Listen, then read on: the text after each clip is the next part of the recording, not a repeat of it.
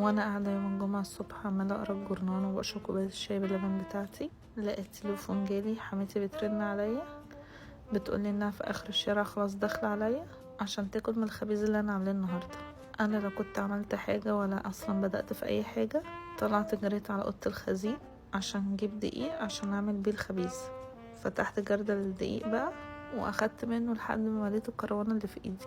جريت وحطيت عليها معلقتين كبار خميره بيره ومعلقه ملح كبيره ومعلقه سكر كبيره، وقعدت اقلب في الخليط ده في بعضه، وجبت ميه من الحنفيه وقعدت اعجن بايدي كده الخليط. بقعد ازود ميه شويه شويه كده عشان العجينه ما تبصش مني. كل ما الاقيها محتاجه احط لها ميه. قعدت اعجن بسرعه جدا لحد ما اتكونت لي عجينه متماسكه. اهم حاجه طبعا اخلص بسرعه قبل ما تيجي عشان هي خلاص داخله عليا.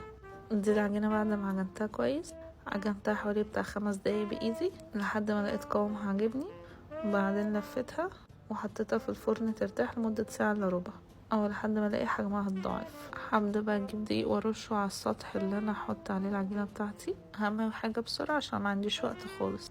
طلعت بقى العجينه وبدات اقرص فيها، اخد حتت كده واكونها كور واحطها على الصينيه دي اللي انا حاطه عليها الدقيق، واقرص في العجينه كلها لحد ما اخلص الكميه اللي عندي واغطيها ترتاح لمده ربع ساعه كمان. بعدين هطلع بره بقى اجيب الطبليه بتاعتي وابدا بقى افرد العجينه. مالك هنا كان بيساعدني، هو بيحب قوي يعمل عيش معايا عشان عارف الوقت ضيق. بدأت بقى اجيب كورة كورة كده ورش دقيق على الطبلية ورش دقيق على النشابة، وبدأت بقى افرد في العجينة لحد ما خليتها مدورة. طبعا عمالة اشتغل بسرعة ومالك كان جنبي عمال يشتغل معايا، وانا عمالة افرد في العجين كده عشان اخلص الكمية كلها اللي عندي. وطبعا عمالة اشتغل وخايفة اي حاجة تبوظ مني، بس الحمد لله فردت في العجين اللي عندي كله لحد ما خلصت الكمية. ده شوية من الكمية اللي انا عملتها، وده كمان.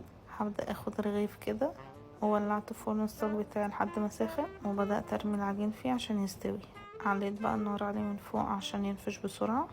هنا بدأ ينفش. كل واحد خد حوالي دقيقة كده في الفرن، والحمد لله خبزت لحد ما خلصت الكمية كلها. دي الكمية بقى اللي طلعت لي. سبت شوية لحماتي عشان لما تيجي نفطر بيهم سوا، والباقي خزنته وشلته في الفريزر. ده الرغيف اللي مالك كان عامله. هو عمل كذا واحد بس في حد اكله وواحد اداه للقطة. الحمد لله قدرت اخلص الخبيز قبل ما حمايتي توصل. انجزت.